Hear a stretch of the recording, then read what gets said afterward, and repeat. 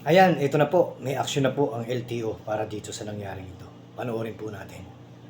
Boss, sorry na nga po eh. Sorry na po. Oh. Sorry po. Hindi po ako lalaban dyan, sir. Nag-sorry po ako na hindi siya nakasignal kanina eh. Ngayon lang siya nasignal eh, nung nabangga.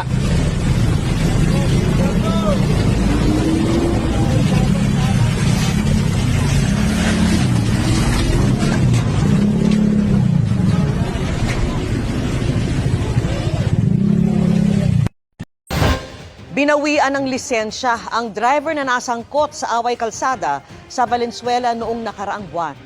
Nadiskubre pa ng Land Transportation Office na peke ang minamaneho niya noong ambulansya. Nakatutok si Mark Salazar. Sorry na nga po eh. Kung gaano kaangas ang ambulance driver habang binabalibag niya ang bike na nakasagi sa kanya sa Valenzuela noong December 18, siya namang baba ng loob habang sinasabun siya kanina ng LTO. Tama ba yung ang pinakikita ninyo na nakikiusap sa inyo ng bata? Panibagin mo ng panibagin kayo? Parang hindi mo makalumira. Kayo, attorney, may mga apo din kayo.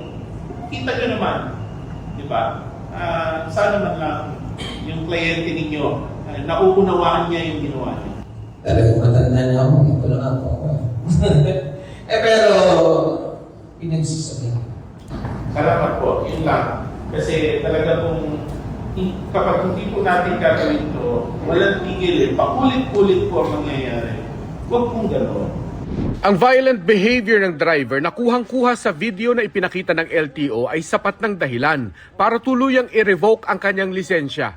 Dahil sa investigasyon, nabuko na may iba pa palang modus ang violator. Pekeng ambulansya pala ang minamaneho niya. Ford Ranger used in the incident, unregistered. Plus, meron pong ikinakabit na ambulance sticker at nag-carry out po ito na sa punerarya.